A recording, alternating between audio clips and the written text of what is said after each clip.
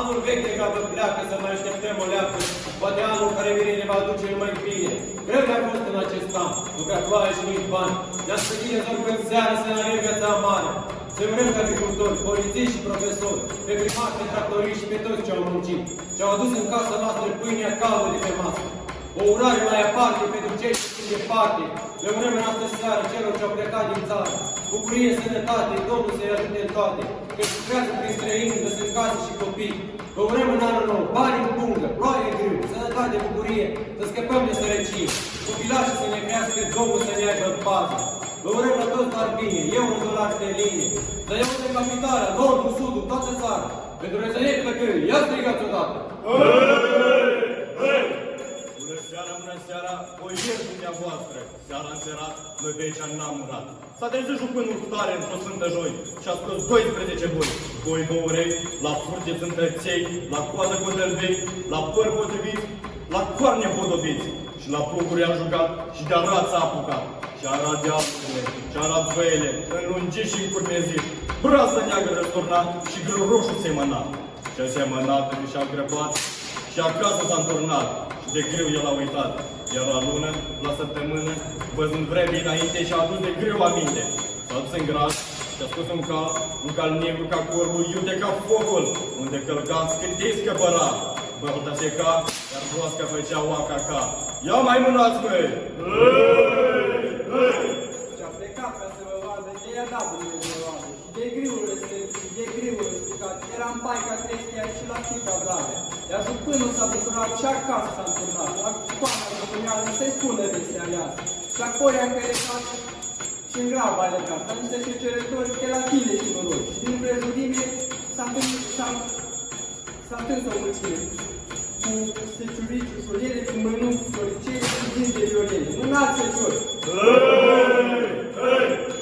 O seamă secera, o seamă lega, o seamă în plăi punea, o seamă în stoc așteza, o seamă în carul încărca și acasă aducea, chiar îi întindea. S-a dus domnul la graj și a scos 12 iete dintre cele mai sirete. La copite potpovite, la picioare împodobite, cu picioarele trăierau, cu urechile vânturau, cu coada filezoiau și cu gura în sac cărcau. Și-a încărcat un car mare, minunat, cu lanțuri de fier legat. Și la moară au pornit făină de-au picuit. Mânați, feciori! Iară hoța cea de moară, văzând carul cu povară, a pus coada pe spinare și a plecat în munca mare.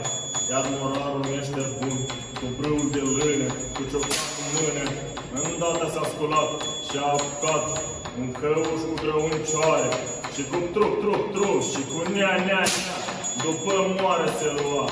Și îndată o prinse, la lătoc o duse și cu un cioc-boc, o și puse în loc. Iar jupânul te luase și în tot se turnase și îndată măcinase. Și cât ai clipit și acasă a sosit, la cucoana jupâneasă ce stătea în cap de masă, cu mâinicile splecate, să fie gata la toate. Ia mai mânați, măi! Jupâneasa când văzuse, făina acasă aduse, și îndată s-a sculat și în cămară a plecat, după o sită de negară, dar îi părea cam rară, și-a aruncat-o afară. A plecat din casă în casă, după alta, de mătasă, de 12 meșteri aleasă, ca să fie de tot deasă. Și asta i-a plăcut. Făina s-a cerut, și-a plămădit, și-a frământat, un colac mare, frumos, ca fața lui Hristos, un patru umpletit pentru plugari venit. Ia mai mânați, măi!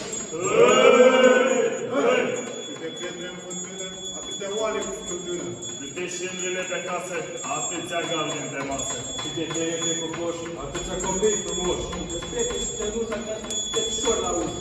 Să vă fie de bine în ziua de mâine. Cu anul nou și cu Sfântul Vasile. La anul să sărbați și de noi să nu uitați. Opriți plugul, măi, flăcăi! Aho, aho!